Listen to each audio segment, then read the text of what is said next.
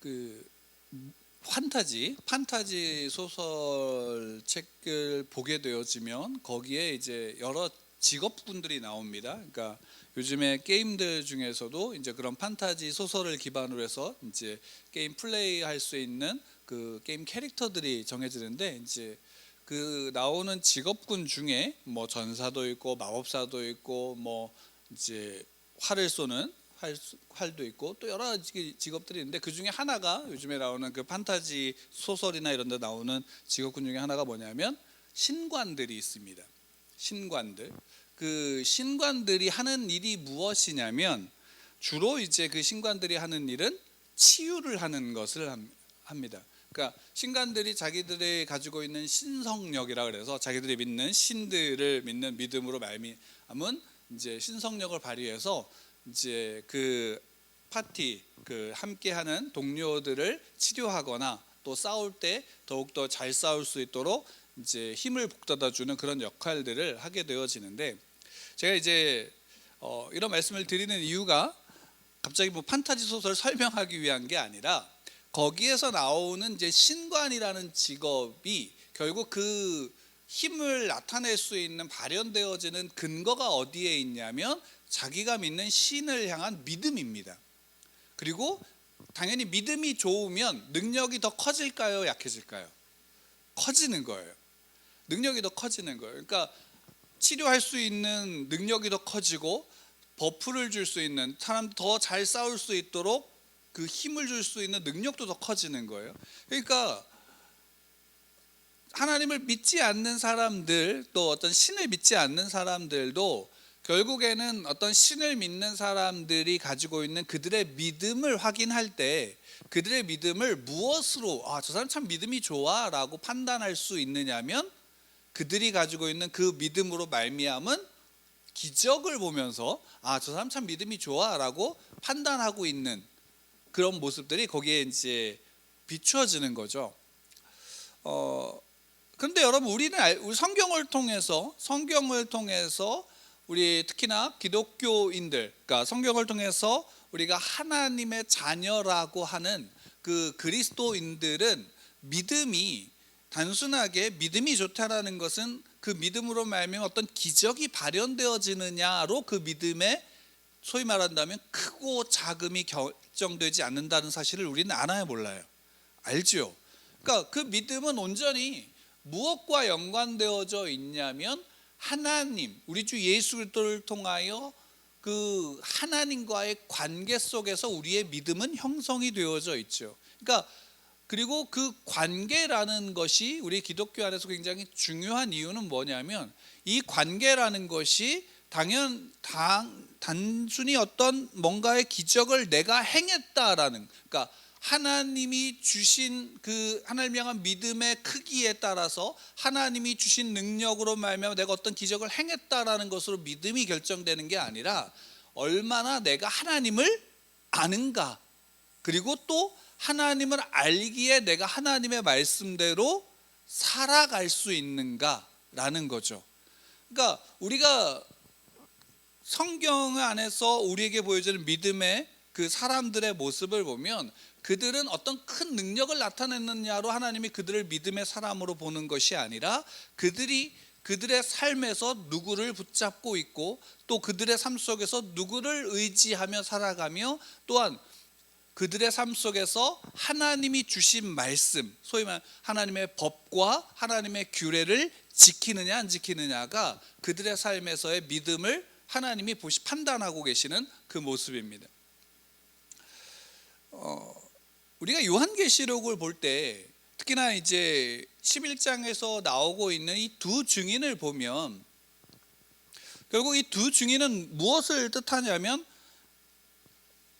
어떤 시대든지 그 시대에 있는 모든 그리스도인들, 또 그 시대에 존재하는 모든 교회들이 바로 여기에서 나오는 두 증인의 모습이다라는 사실을 알고 우리에게 보여주는 건데, 그러면 그 두 증인이 어떤 일을 하는가?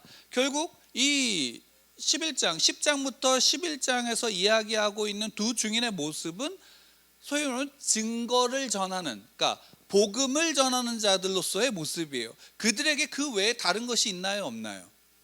우리가 재밌는 사실은 뭐냐면 13절을 우리 다시 한번 13절을 같이 읽어볼까요? 13절 같이 읽겠습니다. 시작. 그때에 큰 지진이 나서 성 10분의 1이 무너지고 지진에 죽은 사람 7천이라. 그 남은 자들이 두려워하여 영광을 하늘의 하나님께 돌리더라.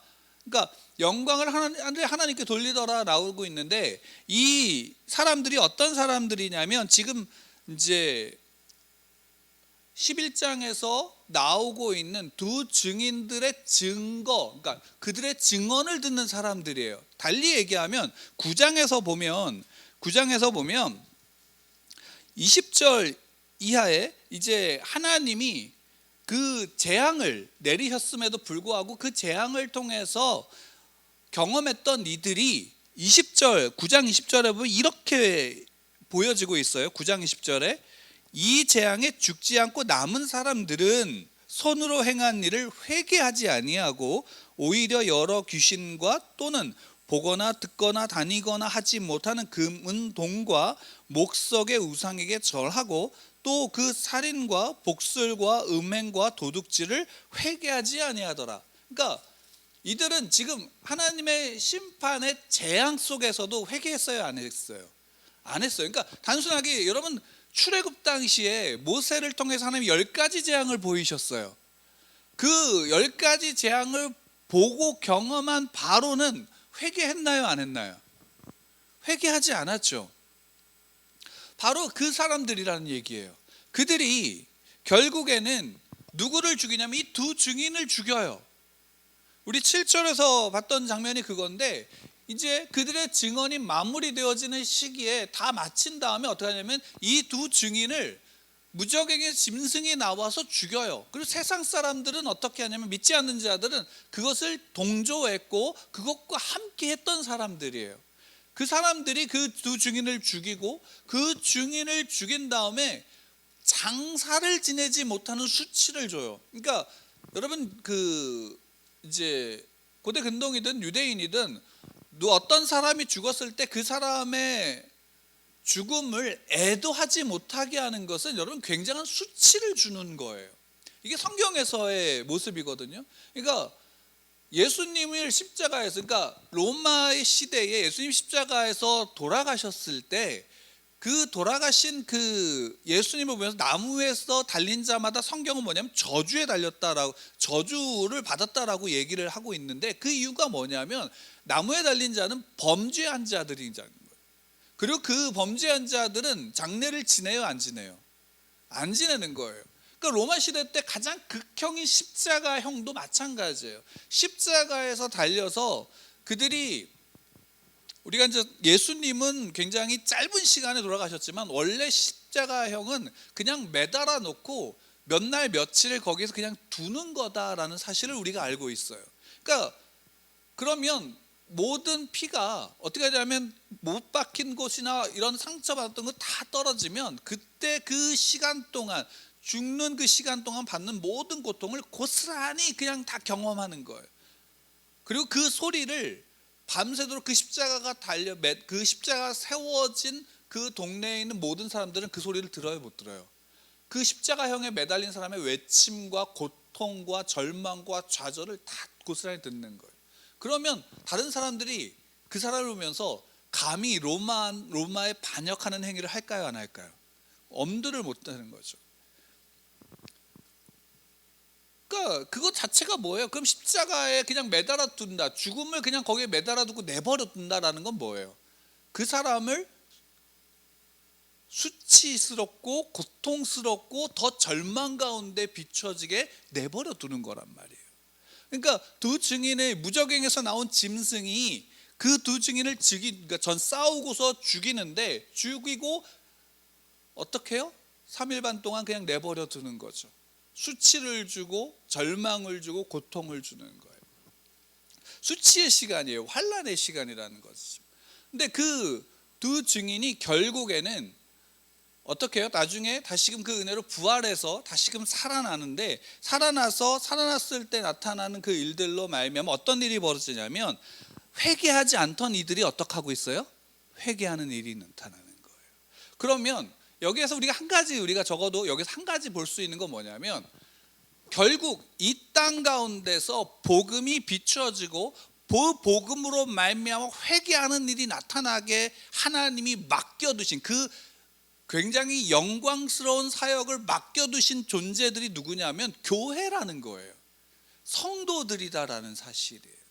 그러니까 하나님이 친히 그들을 다 회개시키고 그들을 믿게 만들고 하실 수 있지만, 결국 그렇게 하시는 것이 아니라 가장 영광스러운 이 땅에서 하나님께서 두신 가장 영광스러운 직분, 영광스러운 자들이 있다면 그들이 누구냐면 여러분들이라는 거예요. 그리고 그 영광스러운 여러분들을 통해서 이 땅에 무엇이 증거되냐면 복음이 증거되고, 그 복음으로 말미암아 회개하고 돌아오는 자들이 생기게 된다라는 사실이에요. 그리고 그것이 그 성도들이 모인 곳이 교회라는 거죠.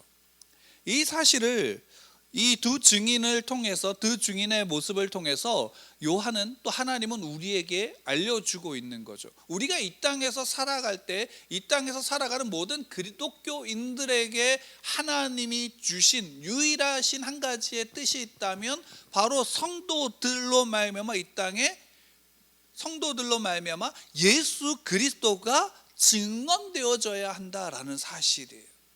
예수 그리스도가 보여져야 한다라는 거죠. 그래서 여러분 이제 한 가지 우리가 좀 봐야 될 것이 이거예요. 우리가 이제 9장에서도, 마지막에 9장에서도 봤지만, 세상은, 여러분 하나님이 없는 세상은 우상을 섬기는 게 당연할까요? 당연하지 않을까요? 세상, 하나님을 믿지 않는 세상, 믿지 않는 자들에게 있어서는 그들은 우상을 믿는 게 당연할까요? 당연하지 않을까요? 그들 당연해요. 왜? 그들에게는 하나님이 아니에요. 그러니까 성경은 우리에게 하나님 외에 다른 인간의 손으로 만든 모든 것들은 다 우상이죠. 우상이에요. 최근에 그 우상의 종류가 점점 문화가, 과학이 발달되면서는 어떻게 돼요? 우상의 종류가 점점 더 많아지는 거예요. 여러분 핸드폰이라고 하는 작은 기계는, 이건 우상이에요, 아니에요? 근데 우상이 아닌데 우상이 됐죠. 우상이 됐죠. 이게 없으면 사람들 살아가야 못 살아가요. 못 살아가죠. 그러니까 점점 어떻게 되냐면 우상이 점점 다른 모습으로 교묘하게 우리 안에 들어오는 거예요. 세상은 점점 그 우상의 모습을 다양하게 만들고 있어요. 그리고 그것을 마치 없으면 안 되는 것처럼 여겨지고 있고, 근데 문제는 뭐냐면 세상은 그럴 수 있어요. 근데 중요한 건 뭐예요? 믿는 자들, 예수를 나의 구주로 믿고 영접하여 하나님의 자녀된 자들, 그래서 나는 교회에 다니는 성도라고 말한 우리예요. 우리는 그러면 그런 우상을 분별할 수 있어야 돼요, 없어야 돼요? 분별할 수 있어야 되는 거예요. 우리 안에는 그 분별 속에서 세상과 다르다라는 것이 무엇이냐면, 믿는 자는 그 세상에서 우상화하는 것들을, 우리가 그런 것들을 안 써야 된다라는 말이 아니라, 그것이 하나님보다 더 중요하지 않고 내 삶의 중심과 내 삶의 이유와 내 삶의 목적이 하나님과 우리 주 예수 그리스도의 그 복음 가운데 있다라는 사실을 우리가 믿는 자들이 어떻게 해요? 세상 가운데 그 기준을 제시할 수 있어야 된다라는 거예요. 달리 얘기한다면 우리는 그 하나님의 말씀대로 살아가야 한다라는 사실이죠. 달리 얘기하면 두 증인이 증인으로서 살아갈 때, 증인으로서 존재할 때 그들은 기적이 나타나느냐 안 나타나느냐가 그들에게 중요한 일이었을까요? 6절에 보면 그들이 권능을 가지고 하늘을 닫아 예언을 하는 날 동안 비가 오지 못하게 하고, 또 권능을 가지고 물을 피로 변하게 하고 아무 때든지 원하는 대로 여러 가지 재앙으로 땅을 치리로다. 여러분, 이게 두 증인에게 있어서 가장 중요한 일이었을까요? 두 증인에게 있어서 더 중요한 거는 뭐냐면 말 그대로 증언하는 일이에요. 증거하는 일이라고요. 그런데 그 증거하는 일에 필요할 때 그 하나님의 권능이 그 두 증인들로 말하면 어떻게 해요? 나타나는 거예요. 그러니까 모세가 이스라엘 백성들을 애굽에서 그 노예로 잡혀 있던 그 노예 생활을 하던 그들을 이스라엘을 가나안 땅 약속의 땅으로 이끌어 가실 때에 하나님은 모세를 통해서 뭘 나타내셨냐면 10가지 재앙을 나타나셨어요. 그러면 그 10가지 재앙은 그 재앙 자체, 모세가 야 10가지 재앙을 나타냈어가 중요할까요? 아니면 이스라엘을 끄집어내기 위한 수단이었을까요? 수단이었어요. 그리고 애굽에게, 세상에게 하나님이 보이신 거예요. 하나님, 이들의 하나님이 누구인지를 보이신 거예요.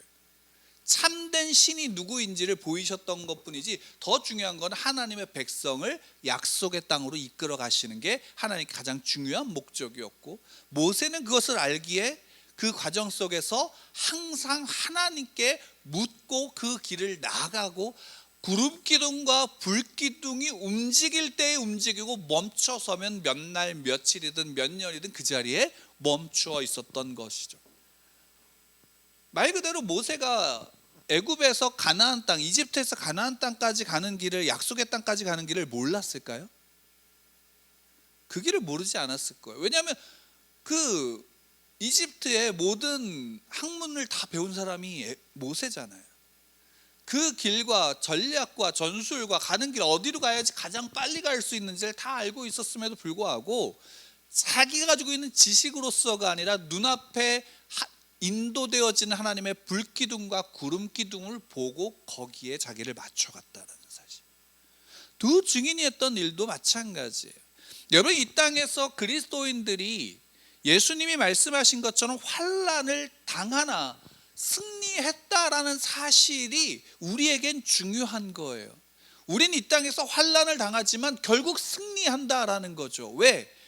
두 증인도 결국 무적에서 나온 짐승으로 말미암아 죽임을 당하고 수치를 당하지만, 그러나 결국 그들을 하나님이 내버려 두시는 게 아니라 그들을 살리시는 거예요. 살리신다고요. 오늘 말씀에 보면 여기 이제 11절에 보면 3일 반 후에 하나님께로부터 생기가 그들 속에 들어가며 그들이 발로 일어서니 구경하는 자들이 크게 두려워하더라 라고 되어 있어요.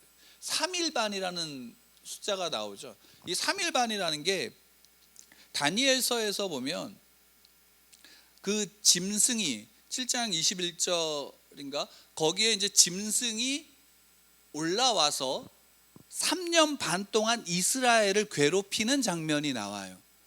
근데 21절에 나오고 22절에 어쩌면 하나님이 그 짐승을 처치하는 장면이 나오는데, 그 3년 반이란 동안 그러면 무엇이냐면 이제 이스라엘 백성들이 하나님을 대적하는 자들, 또 그들이 죄를 지었기에 또한 세상 속에서 그 안에서 세상으로부터 수치를 당하는데 3년 반이라는 시간 동안 수치를 당하죠.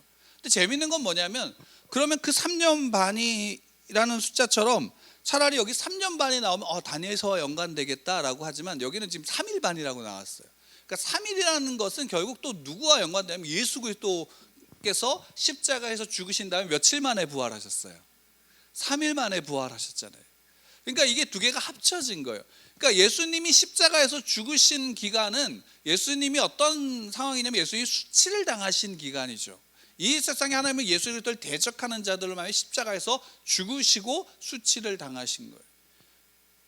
마찬가지로 두 증인 또한 이 땅에서 3일 반이라는 것은 그 이스라엘 백성들, 하나님의 백성들이 이 땅에서 결국 환난 속에서 수치를 당하지만 하나님이 그들에게 이제 어떻게 하시면 생기를 불어넣으셔서 예수 그리스도께서 부활하시고 하나님이 이스라엘을 구원하셨던 것처럼 두 증인이 그 안에서 생기로 말미암아, 하나님의 생기로 말미암아 다시금 일어서고, 세상은 그로 말미암아 어떻게 하는 거예요? 그들 속에서 드러나는 하나님의 영광으로 말미암아 세상이 두려워하고 있다라는 사실입니다. 그리고 결국 그것 속에서 그 하나님께 영광을 돌리는 이들이 주 앞에 두 증인을 통해서 나오게 되어진다라는 겁니다. 이 사실을 우리가 기억하고 또 이 사실을 우리가 믿어야 되는 거예요. 우리의 믿음은 어디에 있냐면 내가 무엇을 하는 것에 있지 않고 하나님이 이미 어떻게 하셨는가를 통해서 어떻게 하실 것인지를 믿는 믿음 속에 있는 거예요. 하나님이 이미 승리하셨다라고 선언하고 있고 성경을 통해서 우리에게 그것을 보여주고 있는 거예요. 다만 그 속에서 우리가 주의해야 될 것이 있다면 이거예요. 조심해야 되는 것이 있다면 이제 8절 말씀이에요. 8절 말씀을 함께 좀 같이 읽을게요. 8절 같이 시작. 그들의 시체가 큰 성 기레에 있으리니 그 성은 영적으로 하면 소돔이라고도 하고 애굽이라고도 하니 곧 그들의 주께서 십자가에 못 박히신 곳이라. 여러분 여기가 어딘 것 같으세요? 이 장소가? 그러니까 두 증인이 죽은 장소예요. 어딘 것 같으세요? 소돔인가요? 소돔 나오면 고모라인가요? 애굽인가요? 어딘 것 같으세요? 단서가 있어요. 마지막에 주께서 십자가에서 못 박히신 곳이라. 어디예요? 예? 예루살렘이죠. 그럼 되게 희한하지 않으세요? 예루살렘은 어떤 곳이에요? 믿음의 상징이잖아요. 근데 예수님께서 예루살렘에서 그 안에서 하나님을 믿는다라고 하는 바리새인들을 향해서 어떻게 말씀하셨나요? 여러분 진짜 우리가 중요하게 여겨야 되는 게 여기에 있어요. 여러분 세상은 우상을 숭배하죠. 세상은 다른 신들을 믿어요. 세상은 자기가 하나님이 되려고 살아가요. 그러면 그들을 향해서 우리는 관계하지 말아야 될까요? 하나님이 우리를 이 땅 가운데 보내시고 이 땅에 살게 하신 것은 그들 속에 살아가라는 거예요. 근데 그들 속에 살아가는 우리는 어떠해야 되는가? 그들이 믿는 우상과 그들이 가진 힘을 따라가는 게 아니라 그 속에서 두 증인과 같이 예수 그리스도께서 가신 그 길, 그래서 그런 말미암아 이 땅에서 두 증인으로 말미암아 예수 그리스도가 증거되어졌듯이, 그 복음이 증거되어졌듯이 하나님의 백성들은 이 땅에서 세상의 우상이 아닌 하나님의 말씀과 하나님과의 그 관계 속에서 나오는 사랑으로 말미암아 이 땅에서 어떻게 해야 돼요? 살아가야 되는 거예요. 존재해야 되는 거죠. 근데 여러분 한번 보세요. 이 땅에서, 그러니까 하나님이 구약에서 하나님이 우상을 숭배하지 말라고 했던 거는 누구를 향해서 선지자들을 통해서 말씀하셨어요? 이스라엘이죠. 그럼 동일하게 오늘날 우상을 숭배하지 말라라고 하는 것은 누가 누구에게 해야 될까요? 우리가 우리에게 해야 되는 거예요. 우리가 우상을 숭배한다고 생각할까요? 밀양이라는 영화가 있어요. 여러분 나중에 그거 한번 보시면 참 많은 생각을 할 수 있는, 신앙적으로도 한번 보시기 바랍니다. 다른 건 다 저거하고 밀양에 나오는 이제 주인공과 그 주인공의 아들을 살해한 범인이 마주하는 장면이 나오죠. 감옥에서 범인이 잡히고 감옥에서 마주하는 장면이 나와요. 여러분 그 장면을 보면 굉장히 그 무서운 게 뭐냐면 거기에 나오는 범인의 모습이에요. 저는 개인적으로 그 범인의 모습이 무서운데 그 무서움이 뭐 때문이냐면 그 모습이 우리 안에 우리의 모습이기 때문에 무서워요.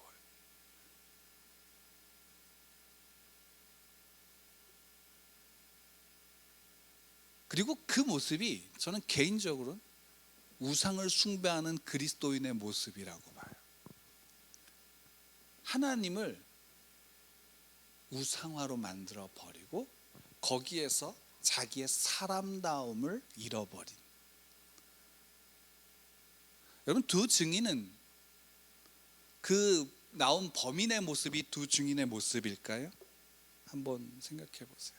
오늘 여기 11장에서 분명히 보여주고 있는 그 두 증인의 모습이 그의 모습일까요? 우상 숭배가 무서운 건요, 누구에게 무서운 거냐면 우리예요. 두 증인을 죽인 곳이 어디예요? 예루살렘이에요. 그럼 반대로 오늘날 복음을 전하는 데 있어 가장 반대하는 자들이 누굴까요? 오히려 이게 더 무서운 거 아닌가요? 우리는 이 요한계시록을 보면서 무엇을 무서워하나요? 마지막 심판의 환난인가요? 애석하지만 믿는 자에겐 환난이 있어요. 수치도 당한대요. 근데 요한계시록이 우리에게 분명하게 보여주는 것은 순교자의 믿음을 가지고 가는 성도들과는 누가 함께 하세요? 하나님이 함께 하신다는 사실을 계속적으로 반복하고 있어요. 근데 진짜 무서운 건요, 예루살렘에서 예수님이 죽으셨다라는 거예요. 두 증인이 죽는 곳이 예루살렘이라는 거죠. 그리고 수치를 당한대요. 여러분, 이게 무서운 거예요. 이게 우리에게 우리가 무서워야 되는 것이 여기입니다. 우리의 믿음이, 우리 온전한 믿음으로 주 앞에 서는 저와 여러분을 되기를 축복합니다. 그리고 우리 안에, 우리의 믿음 안에, 우리 안에 과연 내가 하나님을 우상으로 만들고 있지 않는가라는 사실, 아니 하나님을 제끼고 다른 것을 그 하나님의 자리에 앉히려고 하지 않는가라는 사실, 그리고 그 바리새인들의 모습이 지금 내게 있지 않는가라는 그 사실이 우리에게는 무서운 일입니다.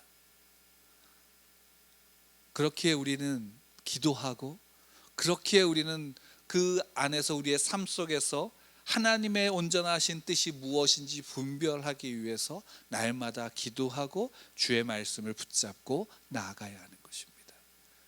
저와 여러분들은 두 증인으로서 이 땅에, 그 증인으로서의 교회로 이 땅에 온전히 하나님 안에 하나님의 기뻐하시는 자녀로, 교회로 세워지고 존재하기를 축원합니다.